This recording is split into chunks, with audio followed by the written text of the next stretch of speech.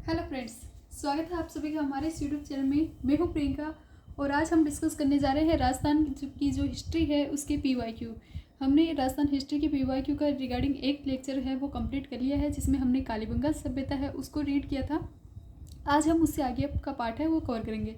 तो first of all हमने जो भी प्रीवियस वीडियो लेक्चर में रीड किया था उसको थोड़ा सा रिवाइज कर लेते हैं, रिकॉल कर लेते हैं एंड देन हम उसके आगे का पार्ट करेंगे। तो उससे आपको क्या होगा, दोनों जो वीडियो लेक्चर है वो अच्छे से कनेक्ट हो जाएंगे और आपको अच्छे से इसके रिगार्डिंग जो कंटेंट होगा वो भी आपको अच्छे से याद हो जाएगा। तो आइए क्लास की स्टार्टिंग करते हैं। फर्स्ट हमने देखा था राजस्थान में पुरातत्व सर्वेक्षण विभाग है उसके रिगार्डिंग हमने देखा था कार्य करने का श्रेय की रिगार्डिंग आपसे क्वेश्चन पूछा गया है। तो हमने देखा था कि इंडिया में जो पुरातत्व सर्वेक्षण का कार्य है वो किसके द्वारा किया गया था। 1861 में किसके द्वारा, अलेक्जेंडर कनिंघम द्वारा किया गया था। अलेक्जेंडर कनिंघम का नाम आप किस में देखते हो, इंडियन हिस्ट्री में आप देखते हो। वहीं राजस्थान में इसके ठीक 10 साल बाद में 1871 में और इसका कार्य का श्रेय जाता है A.C.L. कालाइल। A.C.L. कालाइन है, इन्हें कठोर पाषाण काल के 2 सहस्र के मिले हैं, मानवस्तियों के साक्ष्य हैं वो प्राप्त हुए हैं। वहीं इंडिया में हमने बात की थी भारतीय पुरातत्व सर्वेक्षण का कार्य है उसको स्टार्ट करने का श्रेय है वो अलेक्जेंडर कनिंघम को जाता है। कालांतर में 1902 में सर जॉन मार्शल है उनके द्वारा इसके जो पुरातत्व सर्वेक्षण विभाग है इंडिया का, जो भारतीय पुरातत्व सर्वेक्षण विभाग है, डिपार्टमेंट है, उसके वापस रिगठन के कार्य का श्रेय है वो जॉन मार्शल को जाता है।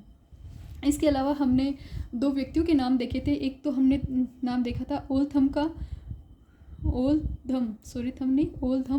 एंड एक हमने देखा था ओरेल स्टेन जिनकी एक बुक के रिगार्डिंग आपसे क्वेश्चन पूछा गया था।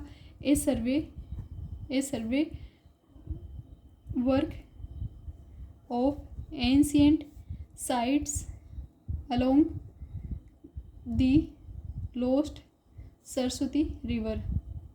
तो इसके रिगार्डिंग आपसे क्या पूछा गया था, एक क्वेश्चन है वो पूछा गया था। एक सर्वे है वो किसके, एक survey work of ancient site along the lost Saraswati river, ये सर्वे का कार्य किया था ओरेल स्टेन ने। इनकी बुक का ये क्वेश्चन है वो पूछा गया है। और ओरेल स्टेन है वो राजस्थान में ओल्धम है, इनके वर्क पर क्या करने आए थे, रिसर्च करने आए थे। ओल्धम है वो पहले किस रिवर पर वर्क कर रहे थे, दृश्यवती या फिर उसे क्या बोला जाता है, सरस्वती या फिर दृश्यवती रिवर है उस पर वर्क कर रहे थे। सरस्वती या फिर इसी को क्या बोलता है, दृश्यवती रिवर भी कहा जाता है। इस रिवर पर ये वर्क कर रहे थे। इन्हीं के कार्य को करने के लिए ओरेल स्टेन आते हैं और इनकी एक प्रकाशित लेख है उसका नाम आपको देखने मिलेगा, a survey work of ancient site along the lost Saraswati river. इसके रिगार्डिंग क्वेश्चन है वो पूछा जा चुका है। फिर इसके बाद में हमने देखा था कि सरस्वती या दृश्यवती रिवर है ये कालीबंगा में आपको देखने मिलेगी। कालीबंगा जो सभ्यता है उसी में आपको देखने मिलेगी। जो घग्गर का ही प्राचीन नाम है वो भी कुछ जगह ये बताया गया है, सरस्वती रिवर बताया गया है।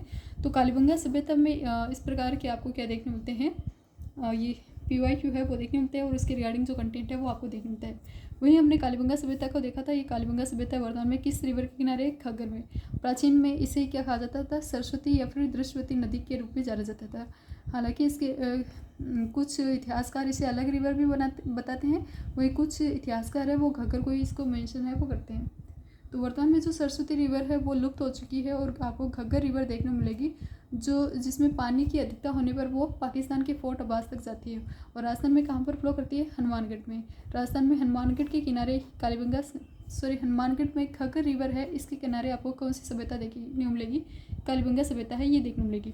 इसी के साथ हमने देखा था कि इस सभ्यता के रिगार्डिंग आपसे क्या क्वेश्चन पूछे गए। तो हमने सबसे ज़्यादा रिपीटेड क्वेश्चन पूछा गया था कि ये कितने स्तर पर आपको देखने मिलती हैं। तो हमने बात की थी कि ये है रिवर है, ये सभ्यता है वो 5 स्तरों में देखी गई है। पहले और दूसरे जो स्तर है वो है प्राक हड़प्पा के। इसके अलावा तीसरा, चौथा और 5वां है वो कौन से है, विकसित हड़प्पा टाइम पीरियड का देखने मिलता है। प्राक हड़प्पा वाले हैं उनके बीच साउथ और ईस्ट में दक्षिण पूर्वी भाग में आपको क्या देखने मिलेंगे, जूते खेत के साक्ष्य देखने मिलेंगे और स्पेशल रूप से गेहूँ और जौ के जुते हुए खेत हैं वो आपको यहाँ पर देखने मिलेंगे। चावल के साक्ष्य कहाँ पर देखने मिलेंगे, आहड़ में देखने मिलेंगे। चावल है वो यहाँ पर नहीं है, चावल आपको स्पेशली कहाँ पर याद रखना है, आहड़ है उसमें याद रखना है। इसी के साथ हमने बात की थी विकसित हड़प्पा टाइम पीरियड की। तो विकसित हड़प्पा में इसमें देखने मिलेंगे 2 भागों में ये वर्गीकृत है। पूर्वी भाग जो निचला नगर के रूप में है जहाँ पर जन सामान्य रहता था, वहीं पश्चिमी भाग है वहाँ पर है वो प्रशासनिक वर्ग रहता था, पुजारी वर्ग माना जाता है। ये किस प्रकार से था? दुर्गीकृत था। दुर्ग दोनों ही इनके चारों ओर सुरक्षा की प्राचीर दीवार देखने मिलती है, लेकिन दुर्गीकृत रूप से स्पेशली रूप से पश्चिमी था। यहाँ पर अंडाकार रूप से क्या देखने मिलते हैं? कुएं देखने मिलते हैं। तो अंडाकार कुएं है वो देखने मिलते हैं। इसके अलावा हमने इसके उत्खननकर्ता कालीबंगा सभ्यता है, इसके उत्खननकर्ता देखे थे। तो उत्खननकर्ता के रिगार्डिंग देख लेते हैं कुछ फैक्ट। सबसे पहले तो 1990 में 1919 में एक इटली के माने जाते हैं एलपी टेस्टिटोरी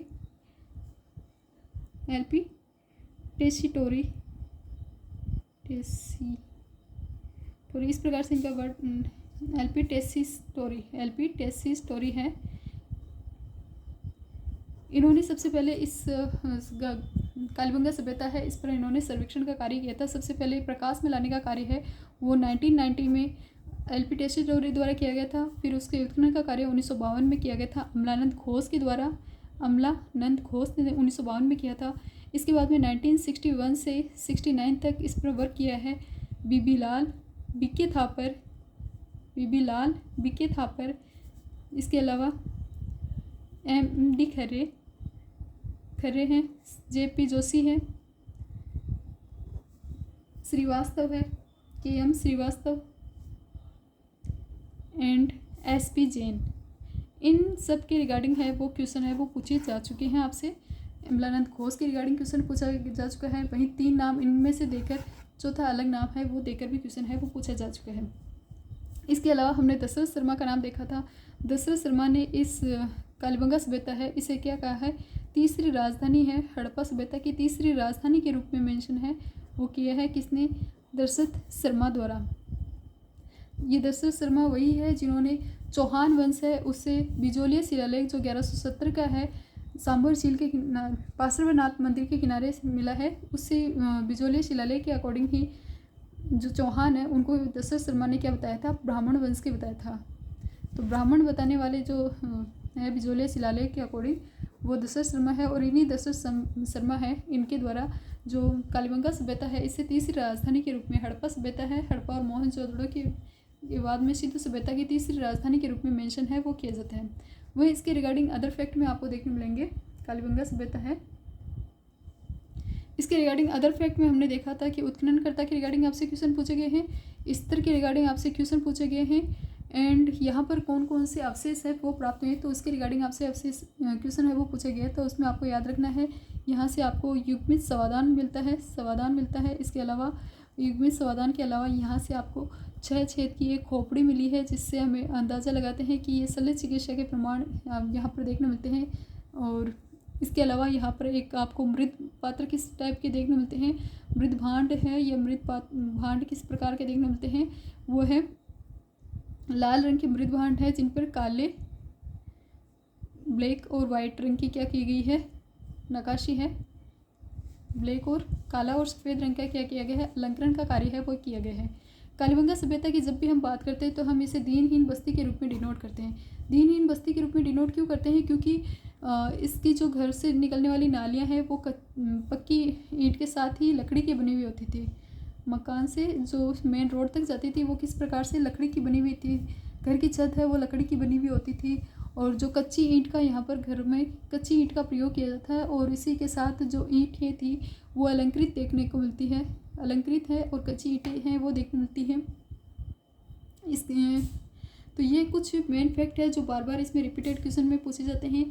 इसमें यहाँ से हमें भूकंप के अवशेष का साक्ष्य है वो भी मिला है। उसके रिगार्डिंग भी क्वेश्चन पूछा गया है कि भूकंप के प्रथम जो अंकित भूकंप है, लिखा हुआ भूकंप, अंकित भूकंप के साक्ष्य वो कहाँ से देखने मिलते हैं? तो वो आपको कहाँ पर देखने मिलेंगे? आपके कालीबंगा सभ्यता है इसके किनारे पर ही देखने मिलेंगे। एंड इसके अलावा यहाँ पर ऊँट की हड्डी के रिगार्डिंग भी आपसे एक क्वेश्चन पूछा गया था। ऊँट की हड्डी के साक्ष्य है वो कहाँ से देखने मिलते हैं? तो वो आपको देखने मिलते हैं कालीबंगा सभ्यता से।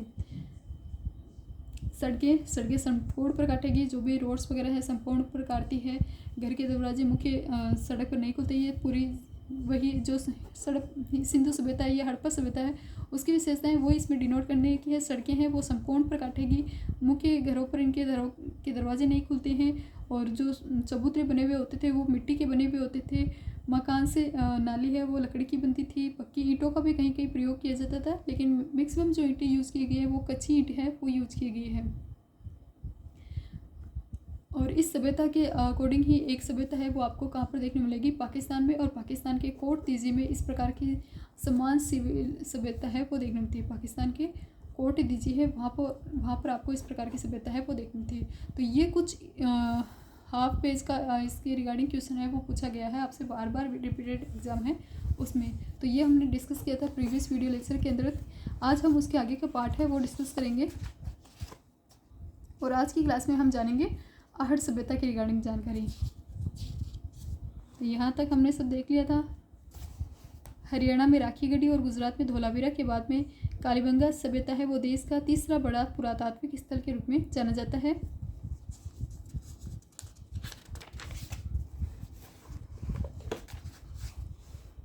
कोटतीजी जो पाकिस्तान के सिंध प्रांत में है, सिंधु नदी के तट पर स्थित है। और वो इस कोटतीजी सभ्यता है उसकी एक विशेषता आपको अच्छे से याद रखनी है कि वो अग्नि में 2 बार नष्ट होने के साक्ष्य उसके मिलते हैं। और वहाँ से आपको प्राक हड़प्पा युगीन संस्कृति है, प्राक हड़प्पा युगीन संस्कृति के अवशेष में मिलेगी। इसी प्राक हड़प्पा युगीन संस्कृति के अवशेष है वो आपको कालीबंगा सभ्यता से देखने मिलते हैं। और इसी प्राक हड़प्पा युगीन संस्कृति के अवशेष है वो यहाँ से भी देखने मिलते हैं कोटतीजी से, इसलिए इनको समकालीन है वो बताया गया है। नेक्स्ट हम सभ्यता देखेंगे, वो हम देखेंगे आहट सभ्यता। तो आहट सभ्यता है, सबसे पहले हम इसकी थ्योरी पार्ट देख लेते हैं नोट्स की में, और उसके बाद में हम इसका PYQ है वो डिस्कस करेंगे। तो आहट सभ्यता है उसके रिगार्डिंग जाने। तो आहट सभ्यता है इसे बनास सभ्यता या फिर मृतकों के टीले के रूप में भी जाना जाता है। आहट सभ्यता जो उदयपुर में है, बनास रिवर और बनास की सहायक जो रिवर है यानी कि बेड़च या फिर आयड रिवर के रूप में भी जिसे जाना जाता है। तो इस बेड़च या आयड रिवर के किनारे है ये क्या सभ्यता है, आहट सभ्यता है। बनास सभ्यता भी इसे कहा जाता है और मृतकों के टीले की सभ्यता के रूप में भी इसे जाना जाता है। इसी सभ्यता को दूसरा नाम यहाँ पर आपको देखने मिलेगा ताम्रवर्ती नगरी के रूप में भी इसे जाना जाता है, क्योंकि यहाँ से मैक्सिमम रूप से तांबे को गलाने की भट्टियाँ हैं वो देखने मिलती है। बनास संस्कृति के रिगार्डिंग वर्क है वो ST साकलिया है उनके द्वारा किया गया था। तो ये इसमें क्वेश्चन है वो पूछे जा सकते हैं और पूछे गए भी हैं इनमें इसके रिगार्डिंग क्वेश्चन। इस बनास सभ्यता की सबसे बनास सभ्यता या फिर मृतकों के टीले की सभ्यता या ताम्रवर्ती नगरी है यानी कि आहट सभ्यता, इसकी मेजर विशेषताएं देखें तो ये उदयपुर में स्थित है। उदयपुर के भी उत्तर पूर्व में 4 किलोमीटर दूर ये देखने मिलेगी इस प्रकार की सभ्यता। बनास की सहायक रिवर यानी कि आयड या फिर इसी को दूसरा नाम बेड़च देखने मिलता है, इसके किनारे पर स्थित है। प्राचीनतम नाम आप इसका देखोगे तो आघाटपुर या फिर आठपुर भी इसे कहा जाता है, और इस कहीं कहीं इसका नाम थूलकोट है वो भी देखने मिलता है। तो स्थानीय नाम है थूलकोट, टीले के नीचे दबी हुई प्राप्त हुई है इसलिए इसे धूलकोट बोलते हैं। वही आठपुर या आघाटपुर है वो गोपीनाथ शर्मा ने इसे बताया है। इसकी खोज की थी सबसे पहले रतन चंद्र अग्रवाल ने। इसके बाद में इसके उत्खनन का कार्य किया था अक्षय कीर्ति व्यास, रतन चंद्र अग्रवाल, वीरेंद्र नाथ मिश्र। राजस्थान प्रशासन की ओर से PL चक्रवर्ती ने भी यहाँ पर भाग लिया था। और 1961-62 में इसमें ST साकलिया हैं उनके द्वारा भी वर्क है वो किया था, इस बनास संस्कृति पर वर्क है 1961-62 में ST साकलिया द्वारा भी किया गया था। 1961-62 में ही डेक्कन कॉलेज है, डेक्कन कॉलेज मेलबर्न है विश्वविद्यालय और ऑस्ट्रेलिया है, उसके द्वारा भी यहाँ पर उत्खनन का कार्य है वो किया जाता है। इस सभ्यता की आहट सभ्यता की कुछ मैक्सिमम विशेषताएं हम देखें तो कुछ मेजर विशेषताओं में आपको यहाँ पर देखने मिलेंगे काले और लाल मृदभांड है वो देखने मिलेंगे। जो कालीबंगा सभ्यता हमने देखी थी वहाँ पर लाल मृदभांड थे और उन पर काले और सफ़ेद रंग की क्या की गई थी, नक्काशी की गई थी, अलंकरण किया गया था। वही आहट सभ्यता है, आहट सभ्यता में आपको काले और लाल मृदभांड देखने मिलते हैं जिन्हें क्या कहा जाता है, गोरे कोट या बकोट भी कहा जाता है। इन्हीं का नाम जो मृत पात्र है जिन पर सफ़ेद रंग की पॉलिश की जाती थी इन्हीं को क्या कहा जाता है, गोरे कोट या फिर बकोट के रूप में जाना जाता है। यहाँ से आहट सभ्यता से कपड़ों की छपाई के रिगार्डिंग जानकारी देखने मिलती है। और छपाई की जानकारी आपको कैसे प्राप्त होगी कि यहाँ से ठप्पों के साक्ष्य प्राप्त हुए हैं, यहाँ से प्राप्त जो ठप्पे हैं जिनसे रंगाई छपाई के व्यवसाय का अनुमान है वो लगाया जाता है। तो ठप्पे प्राप्त हुए हैं, काले और लाल मृदभांड प्राप्त हुए हैं और उन पर सफ़ेद रंग की पॉलिश की हुई है और उन मृदभांड हैं उनको गोरे कोट या फिर बकोट कहा जाता था। इसके अलावा मकान है, यहाँ इसके बनाने के लिए धूप में सुखाई हुई ईंट का यूज़ किया जाता था, पत्थर का प्रयोग किया जाता है। पत्थर का प्रयोग है वो इसमें यहाँ पर किया गया है दीवार और नींव को मजबूत और सुंदर करने के लिए। और मिट्टी में क्वार्ट्स मिलाकर चिप्स बनाने के मिश्रण का है उसका भी प्रयोग है वो मकान बनाने में किया गया है। तो मजबूत मकान है वो बनाते थे पत्थर से, जो मिट्टी वगैरह है उसमें क्वार्ट्स मिलाकर, चिप्स वगैरह मिलाकर, या फिर दीवार और नींव है उनको मजबूत करके इस प्रकार के मकान है वो आपको किस में देखने मिलेंगे, आहट सभ्यता में देखने मिलेंगे। एक घर है मिला है, एक घर से यहाँ पर 6 चूल्हे प्राप्त हुए हैं जिसके आधार पर यह अनुमान लगाया जाता है कि संयुक्त परिवार या फिर सामूहिक भोज की जानकारी है वो यहाँ पर देखने मिलती है। एक घर से कितने चूल्हे प्राप्त हुए हैं, 6 चूल्हे। कालीबंगा में एक 6 छेद की खोपड़ी प्राप्त हुई है, वहीं आहड़ में 6 चूल्हे हैं वो प्राप्त हुए जिनसे सामूहिक भोजन का अनुमान है वो लगाया जाता है। 2 मुँह का चूल्हा भी प्राप्त हुआ है जिसे सिलबट्टा या फिर पैन के रूप में भी, सिलबट्टा और पैन है वो देखने मिलता है। 2 मुँह का चूल्हा है वो देखने मिलता है। यहाँ के निवासी है वो चावल का यूज़ करते हैं, गेहूँ ज्वार के साथ चावल, गेहूँ ज्वार और चावल मैक्सिमम आपको याद रखना है। शाकाहार और मांसाहार दोनों टाइप्स के यहाँ पर लोग हैं वो आपको देखने मिलेंगे। यहाँ पर जो व्यक्ति है उसके शव को जब दफनाया जाता था तो उसके साथ गहने आभूषण वगैरह है वो भी साथ ही दफनाते थे। इनका मानना है कि जीवन के बाद में वापस व्यक्ति है उसका पुनर्जन्म होता है मृत्यु के बाद में, तो पुनर्जन्म की अवधारणा को ये लोग मानते थे। वहीं कालीबंगा सभ्यता की जब हमने बात की थी तो कालीबंगा सभ्यता में हमने देखा था कि वहाँ पर आपको क्या देखने मिलते हैं, 3 प्रकार के समाधान देखने मिलते हैं। युग्मित समाधान भी प्राप्त हुए थे लेकिन आंशिक, पूर्ण और दाह संस्कार की रिगार्डिंग जानकारी है वो आपको कालीबंगा सभ्यता से देखने मिलती है। वहीं आहट सभ्यता से समाधान के रिगार्डिंग जानकारी में आप देखोगे कि यहाँ पर क्या मिले हैं, युग्मित समाधान मिले हैं। तो युग्मित नहीं, यहाँ से पुनर्जन्म के साक्ष्य के अकॉर्डिंग जो शव दफनाया जाता था उसमें गहने रखे जाते थे। पत्थरों की अधिकता से अनुमान लगाया जाता है कि पत्थर के ये शस्त्र उपकरण बनाने का प्रमुख केंद्र रहा होगा। यहाँ से पत्थर है, स्टोन है, उनका मैक्सिमम यूज़ किया गया है, तो उस अकॉर्डिंग अनुमान लगाया जाता है कि ये कोई उपकरण वगैरह है या फिर पत्थर के जो औजार वगैरह बनाने का क्या रहा होगा, मेजर सेंटर रहा होगा। यहाँ से यूनानी मुद्रा जिस पर अपोलो का चित्र अंकित है या फिर लेपिस लाजुली के प्रमाण है वो आपको यहाँ पर देखने मिलते हैं। बिना हत्थे का ईरानी जलपत्र है वो आहट से देखने मिलता है। बिना हत्थे का ईरानी जलपत्र कहाँ से मिला है, आहट सभ्यता से मिला है। यूनानी मुद्रा अपोलो का चित्र जहाँ पर अंकित है लेपिस लाजुली के रूप में जिसे समझता है वो यहाँ से आहट सभ्यता से मिला है। तोल के बाट और माप से व्यापार वाणिज्य की जानकारी है वो यहाँ से देखने मिलती है। पूजा की थाली देखने मिलती है, गोल और चौकोर रूप में नाग नागिन जिस पर अंकित थे। खिलौने देखने मिलते हैं, मिट्टी के थे। बेल बनासीन बुल या हाथी और घोड़े के साक्ष्य यहाँ पर नहीं देखने मिलते हैं। दीपक और गोलियां के साक्ष्य देखने मिलते हैं। मानवकृत मूर्तियाँ देखने मिलती है, 2 नारी की एक पुरुष की मूर्ति देखने मिलती है। जो व्यक्ति मृत हो जाता था उसके सिर को नॉर्थ साइड में रखते थे और जो उसके पैर होते थे उनको साउथ में रखकर वो रखा जाता था। तो जो डेथ बॉडी है उसको भी एक स्पेशली तरीके से रखा जाता है। उसका सिर नॉर्थ में होता था और उसके पैर साउथ में होते थे, साथ ही उसके साथ गहने वगैरह रखते थे। तो इस आधार पर उसकी कोई पुनर्जन्म की अवधारणा के आधार पर ही उसका क्या किया जाता था, जो समाधान है वो किया जाता था।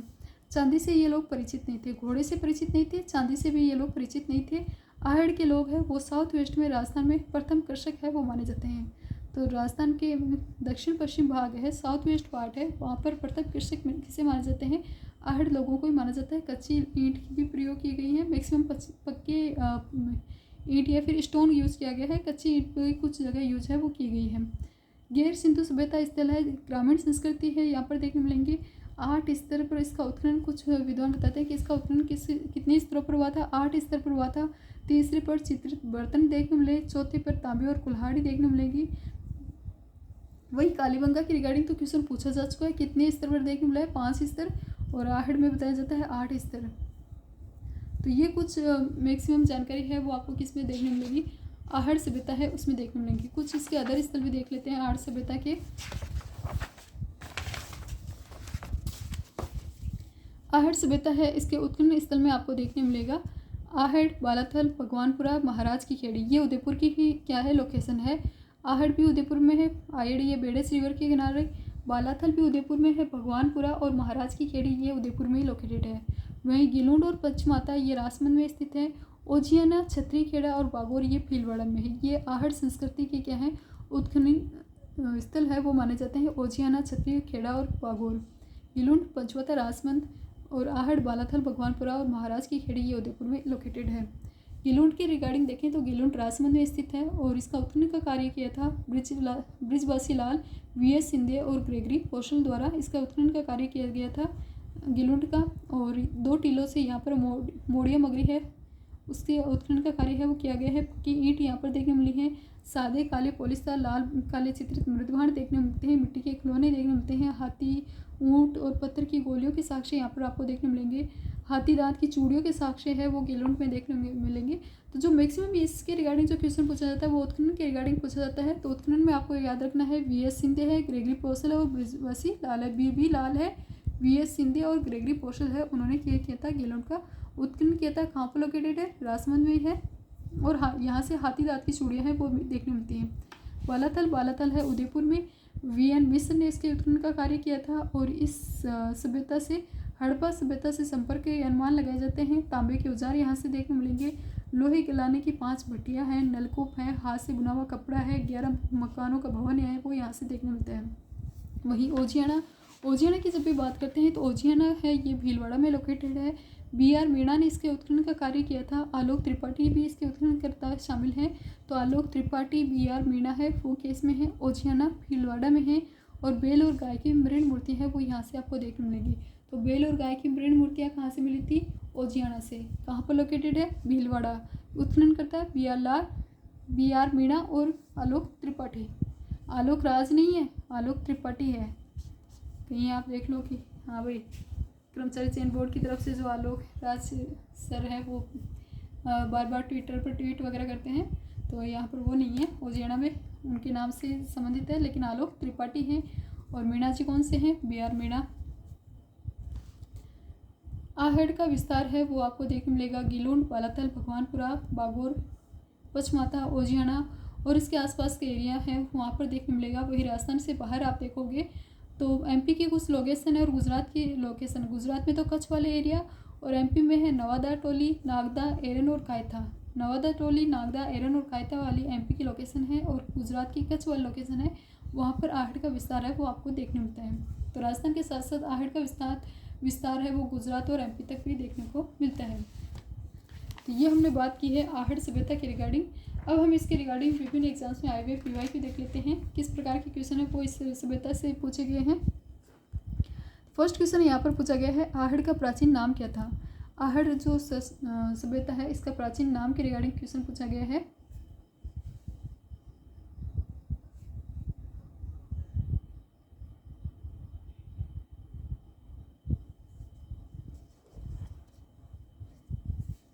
तो आहड़ का प्राचीन नाम आपको देखने मिलेगा आघाट, पुर, धूलकोट या बेराट।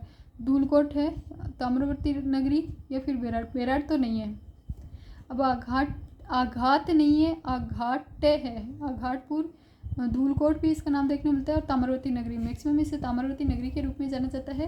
प्राचीन शिलालेखों में आहड़ का पुराना नाम ताम्रवर्ती अंकित है। जो भी यहाँ पर प्राचीन इंस्क्रिप्शन प्राप्त हुए हैं, प्राचीन शिलालेख प्राप्त हुए हैं, वहाँ पर आहड़ का पुराना नाम क्या बताया है? ताम्रवर्ती अंकित किया गया है। 11वीं शताब्दी में सबसे पहले प्राचीन नाम है वो क्या है? ताम्रवर्ती नगरी। 11वीं शताब्दी में इसे किस रूप में जाना जाने लगा? आघाट पर या फिर आघाट दुर्ग के रूप में जाना जाने लगा। कालांतर में इसका नाम धूलकोट भी देखने मिलता है। तो ये हमने डिस्कस किया है, ये इम्पोर्टेंट लगा लेना। प्राचीन नाम ताम्रवर्ती, 11वीं शताब्दी में नाम क्या हो गया? आघाटपुर या फिर आठपुर, और कालांतर में इसे धूलकोट भी कहा जाने लगा। नेक्स्ट क्वेश्चन आपसे पूछा गया है किस सभ्यता को धूलकोट भी कहते हैं? तो अभी हमने डिस्कस किया आहड़ सभ्यता को धूलकोट कहा जाता है। नेक्स्ट क्वेश्चन यहाँ पर पूछा गया है आहड़ में खुदाई के बाद में एक 4000 साल पुरानी ताम्रपाषाण युगीन संस्कृति की खोज की गई थी, जिसे नामक एक टीले के नीचे दबा हुआ, तो धूलकोट नामक टीले है उसके नीचे दबा हुआ पाया गया था। तो ऑप्शन होगा बी। आहड़ में खुदाई के बाद एक 4000 साल पुरानी ताम्रपाषाण युगीन संस्कृति की खोज की गई थी, इसीलिए इसको क्या कहा जाता है? ताम्रवर्ती नगरी के रूप में भी क्या है जाना जाता है। तो इस ताम्रपाषाण कालीन संस्कृति की खोज की गई थी और एक टीले के नीचे ये दबी हुई देखने मिलती है, उस टीले को क्या कहा जाता है? धूलकोट कहा जाता है। नेक्स्ट क्वेश्चन पूछा गया है आहड़ सभ्यता किस अन्य नाम से भी जानी जाती है? तो हमने इसे देखा ताम्रवर्ती नगरी, धूलकोट या फिर आघाटपुर। तो यहाँ पर करेक्ट आंसर होगा ऑप्शन 3 आघाटपुर। ये ऑप्शन दिया हुआ है। आहड़पुर जैसा कोई भी वर्ड नहीं है, आहड़ सभ्यता ही है। नेक्स्ट क्वेश्चन आपसे पूछा गया है, निम्न में से किस स्थल पर ताम्रवती नगरी के नाम से जाना जाता है? तो ताम्रवती नगरी फर्स्ट क्वेश्चन में ये था। और प्राचीनतम नाम इसका आहड़ सभ्यता का है कि सबसे प्राचीनतम नाम क्या देखने मिलता है? ताम्रवती नगरी के रूप में देखने मिलता है। तो करेक्ट आंसर होगा ऑप्शन बी, क्योंकि यहाँ पर तांबे के उपकरण, बर्तन, काले लाल मृत पात्र है वो आदि प्राप्त हुए हैं। तांबे के उपकरण है वो प्रचुरता के कारण इस प्राचीन काल में इस सभ्यता को किस रूप में जाना जाता था? ताम्र नगरी के रूप में जाना जाता था। आहड़ के विशिष्ट आकृति के बर्तन को ब्लैक एंड रेड वेयर के रूप में भी जाना जाता है। काले और लाल मृत पात्र हैं। ब्लैक एंड रेड वेयर के रूप में कौन से बर्तनों को जाना जाता है, मृत पात्रों को? तो वो है आपके आहड़ सभ्यता के मृत पात्र है, उनको इस रूप में भी जाना जाता है। आहड़ सभ्यता का उत्खनन का कार्य 1953 में किसके निर्देशन में किया गया था? तो आहड़ सभ्यता के उत्खनन में हमने देखा था अक्षय कीर्ति व्यास है, रतन चंद्र अग्रवाल है, वीरेंद्रनाथ मिश्र है, एस.टी. साकलिया। लेकिन इसमें पूछा है 1953 में कौन थे? तो 1953 में इसमें कौन है? अक्षय कीर्ति व्यास। रतन चंद्र अग्रवाल भी कालांतर में आएंगे। अमलानंद घोष का संबंध कालीबंगा सभ्यता से है। ग्रेगरी पोसल का संबंध गिलूंड सभ्यता से है, गिलूंड चौरास में वहाँ पर इनका संबंध है। वी.एस. सिंधे और कुछ बीबी लाल होना चाहिए, बीबी नाम से कुछ है तो उनके साथ। और ग्रेगरी पोसल राजसमंद में है, गिलूंड में। और अमलानंद घोष कालीबंगा में है। रतन चंद्र अग्रवाल और अक्षय कीर्ति व्यास में आप कंफ्यूज हो सकते हो। तो 1953 में अक्षय कीर्ति व्यास होते हैं। कालांतर में जो उत्खनन का कार्य करते हैं 1956, 3 साल बाद में रतन चंद्र अग्रवाल आ जाते हैं, वीरेंद्रनाथ मिश्र आ जाते हैं। और 61-62 में कौन आ जाते हैं? एस.टी. साकलिया। तो इस क्वेश्चन की व्याख्या में भी आपको देखने को मिल जाएगा। आहड़ स्थल है, इसकी खोज का सर्वप्रथम 1953 में अक्षय कीर्ति व्यास ने की थी। अक्षय कीर्ति व्यास के अलावा यहाँ पर आपको नाम देखने मिलेगा रतन चंद्र अग्रवाल 1954, 61-62 में हसमुख धीरज साकलिया जिन्हें एस.टी. साकलिया भी कहा जाता है, इनके नेतृत्व में इसके उत्खनन का कार्य किया गया था। आहड़ का संपूर्ण कालक्रम 2 भागों में बांटा गया है। प्रथम कालखंड है वो ताम्र युगीन है। आहड़ को पहला जो कालखंड है वो ताम्र युगीन है, और दूसरा कालखंड है इसका लोह युगीन के रूप में जाना जाता है। तो संपूर्ण कालखंड है उसको 2 भागों में हम इसके डिवाइड कर सकते हैं, ताम्र युगीन और लोह युगीन। इसलिए इसे ताम्र युगीन कालखंड के अकॉर्डिंग इसे क्या नाम दिया गया है? प्राचीन नाम ताम्रवती नगरी है वो दिया गया है। नेक्स्ट क्वेश्चन, निम्न में से कौन सा प्राचीन स्थल उत्खनन करता है उसके सुमेलित नहीं है? तो इसमें आपको सुमेलित है वो पूछा गया है। बेराट, बेराट में दयाराम साहनी सही है। कालीबंगा, कालीबंगा में अमलानंद घोष सही है। बागोर, बागोर में वीरेंद्रनाथ मिश्र, वी.एन. मिश्रा ये भी सही है। आहड़, आहड़ में एस.पी. जैन नहीं है। एस.पी. जैन हमने किस में देखे थे? कालीबंगा में देखे थे। आहड़ में तो हमने बात की रतन चंद्र अग्रवाल की, अक्षय कीर्ति व्यास की, वीरेंद्रनाथ मिश्र और इसके अलावा एस.टी. साकलिया हैं, ये हमने आहड़ सभ्यता में देखे थे। तो इसका करेक्ट आंसर होगा ऑप्शन बी। आहड़ के उत्खनन का कार्य किसके नेतृत्व में निष्पादित हुआ था? आहड़ के उत्खनन का कार्य है वो वीरेंद्रनाथ मिश्र के, एस.टी. साकलिया या फिर वी.एस. वाकणकर, बीबी लाल। देखिए बीबी लाल बीके थापर कालीबंगा में थे। एक बीबी नाम से मीणा है होना चाहिए, बीबी मीणा या फिर कुछ इस प्रकार से। इसमें आपको जो सभ्यता है गिलुंड वाली उसमें भी बीबी नाम से एक देखने मिलता है। बीबी ब्रिजवासी लाल है, बीबी लाल यानी कि वो ब्रिजवासी लाल है, वो किसमें देखने मिलते हैं? गिलुंड सभ्यता में भी देखने मिलते हैं। वहीं आहड़ सभ्यता के उत्खनन के कार्य को नेतृत्व में निष्पादित हुआ था वो हुआ था एस.टी. साकलिया। निष्पादित कंप्लीट रूप से किसके नेतृत्व में हुआ था? तो वो हुआ था एस.टी. साकलिया, सबसे लास्ट में आए थे उनके नेतृत्व में हुआ था। आहड़ सभ्यता स्थित है, आहड़ है वो बनास रिवर के किनारे, या फिर बनास के अलावा हम कहें मेन रूप से रिवर कौन सी थी? तो वो थी आहड़ रिवर या फिर बेडच रिवर भी जिसे कहा जाता है, उस रिवर के किनारे। तो बनास की सहायक नदियाँ हैं उनके किनारे ये सभ्यता है वो देखने मिलती है। उदयपुर के बनास बेसिन में आहड़ या बेडस नदी के किनारे धूलकोट के नीचे आहड़ का पुराना कस्बा है वो दबा हुआ मिला था, और ताम्र युगीन सभ्यता प्राप्त हुई है। और इस बनास नदी घाटी सभ्यता या बनास संस्कृति सभ्यता है वो भी कहा जाता है। नेक्स्ट क्वेश्चन आपसे पूछा गया है पूरा स्थल आहड़ से प्राप्त प्राचीन अवशेष संबंधित है। आहड़ से प्राप्त प्राचीन अवशेष है वो किससे संबंधित है? कांस्य युगीन है, लोह युगीन है, या ताम्रपाषाण या फिर पुरापाषाण? तो हमने देखा था इसके जो प्राचीन अवशेष हैं इससे प्राप्त टोटल अवशेष, इसके कंप्लीट अवशेष को हम दो भागों में बांट सकते हैं। एक तो हमने देखे थे ताम्रपाषाण, एक लौह के। यहाँ पर पूछा गया है प्राचीन अवशेष, तो प्राचीन अवशेष कौन से थे? ताम्रवती नगरी के। कालांतर में आता है कौन सा? लोह, क्योंकि जो सबसे पहले के प्राचीन लोग हैं वो लोहे से परिचित नहीं थे। सबसे पहले लोग तांबे से परिचित थे, बाद में कालांतर में किससे परिचित हुए थे? लोहे से परिचित हुए थे। तो प्राचीन अवशेष सबसे प्राचीन इसमें ताम्रपाषाण युग से माने जाते हैं। राजस्थान की कौन सी सभ्यता बनास, बेडज, गंभीरी और कोठारी नदियों के तट और घाटियों में फैली हुई थी? तो बनास और उसकी सहायक नदियाँ बेडज, गंभीरी, राजस्थान में कोठारी रिवर है, इनके किनारे पर देखने मिलेगी आपको आहड़ सभ्यता। करेक्ट आंसर होगा ऑप्शन 3। निम्नलिखित में से किस जिले में आहड़ संस्कृति के अवशेष मिले हैं? तो उदयपुर में। किस संस्कृति को बनास संस्कृति के रूप में जाना जाता है? आहड़ सभ्यता को। कौन सा जिला आहड़ बनास संस्कृति के में प्रमुख स्थल नहीं था? उदयपुर था। गिलुंड ये भी स्थल है, ओझियाना भी है, बालाथल भी है, लोथल नहीं था। लोथल तो गुजरात में आता है, तो लोथल इसमें क्या नहीं है? प्रमुख स्थल है, वो देखने को नहीं मिलेगा। तो करेक्ट आंसर होगा ऑप्शन 4। लोथल है वो कहाँ पर है? गुजरात में स्थित है। नेक्स्ट क्वेश्चन पूछा गया है 4000 वर्ष पुरानी सभ्यता के पुरातात्विक अवशेष उदयपुर के समीप एक गांव में प्राप्त हुए धूलकोट से, और वह गांव कौन सा है? धूलकोट तो टिब्बा था, तो वो गांव है, गांव का नाम है आहड़। और 4000 वर्ष पुरानी सभ्यता के अवशेष यहाँ से प्राप्त हुए पुरातात्विक अवशेष जो उदयपुर के किनारे। उदयपुर में मेन जो सभ्यता है वो कौन सी है? आहड़ सभ्यता। ताम्र सभ्यता की, या फिर इसका सबसे प्राचीन जो नाम इसका देखने को मिलेगा वो प्राचीन नाम है ताम्रवती नगरी। और यहाँ पर दो भागों में ये देखने मिलेंगे, दो कालखंड में, एक है ताम्रवती नगरी और दूसरा है लोहयुगीन सभ्यता। डॉक्टर गोपीनाथ शर्मा ने आहड़ सभ्यता का संबंधित काल 1900 ईस्वा पूर्व से 1200 ईस्वा पूर्व के मध्य है वो माना है। नेक्स्ट क्वेश्चन आपसे पूछा गया है कौन सा कथन सही है? गणेश्वर सभ्यता जो नीमका थाना में है उत्खनन स्थल नहीं है। नहीं, ये तो सही नहीं है, उत्खनन स्थल है गणेश्वर सभ्यता नीमका थाना वाली। बेराट एक ग्राम्य संस्कृति का केंद्र थी, ये सही है, बेराट ग्राम्य संस्कृति। कौन सा कथन सही है? बेराट ग्राम्य संस्कृति का केंद्र था। क्रॉस चेक कर लेना, मेरे को लगता है ये भी सही होना चाहिए। कालीबंगा लोह युगीन संस्कृति का उदाहरण, लोह युगीन संस्कृति का नहीं है।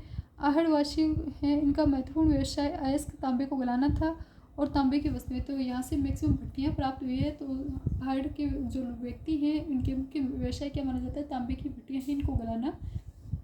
इस अकॉर्डिंग आंसर क्या माना गया है? ऑप्शन 4।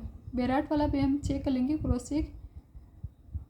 आहड़ है, इसे आहड़वासी ताम्र धातु कर्मित थे। यहाँ पर तांबे के उपकरण, बर्तन, काले लाल मृत पात्र आदि प्राप्त हुए हैं। आहड़वासियों का महत्वपूर्ण व्यवसाय अयस्क है, इसके तांबे को गलाना था और तांबे की वस्तुएं बनाने थे।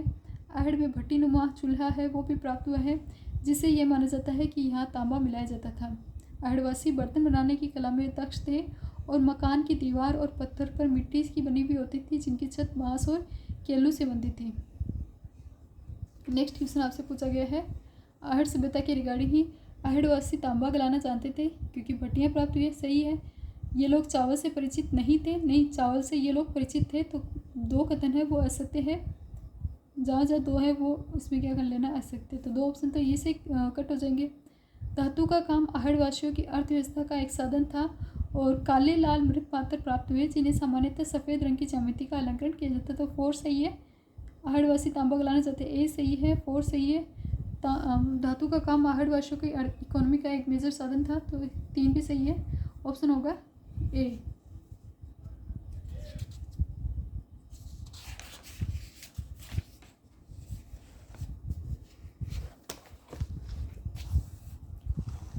नेक्स्ट क्वेश्चन है यहाँ पर आहड़ सभ्यता के रिगार्डिंग पूछा गया है। आहड़ को ताम्रवती नगरी के रूप में जाना जाता है, किस लिए? बड़ी संख्या में तांबे के औजार और उपकरण मिले इसलिए, या फिर घर बनाने के लिए धूप में पकी हुई ईंटों का यूज किया था, तो मैक्सिमम तो स्टोन वगैरह यूज़ करते थे। जली हुई ईंट के निर्माण नहीं। और इकोनॉमी में शिकार और पशुपालन, इकोनॉमी है वो शिकार और पशुपालन पर आधारित थी, इस वजह से भी नहीं। बड़ी संख्या में यहाँ पर क्या मिले हैं? तांबे के औजार मिले हैं, तांबे के को गलाने की भट्टियों के साक्ष्य मिल रहे हैं, इस वजह से इसे क्या नाम जाना जाता है? ताम्रवती नगरी के रूप में जाना जाता है। इसका प्राचीनतम नाम ये देखने मिलता है ताम्रवती नगरी। Option A. नेक्स्ट क्वेश्चन है आहड़ है, इसके विषय में विभिन्न कथन है, इनमें से कौन सा कथन असत्य है। आहड़ के रिगार्डिंग विभिन्न कथन दिए गए हैं और असत्य कथन का आपको चयन करना है। आहड़ के उत्खनन से मानव जीवन के विभिन्न चरणों का प्रकाश डाला पड़ता है। आवासीय भवनों की नींव ईंटों की होती थी। मिट्टी अथवा कच्ची ईंटों से निर्मित भवन अब उपलब्ध नहीं है। और आहड़वासी दीवारों पर नींव को मजबूत करने के लिए सौंदर्य युक्त बनाने के लिए क्वार्ट्स के टुकड़े और चिप्स का मिश्रण करते। तो ये कथन सत्य है। आपसे पूछा गया असत्य है। फोर्थ सही है। मिट्टी और कच्ची मीट से निर्मित भवन यहाँ से उपलब्ध नहीं है, नहीं उपलब्ध है।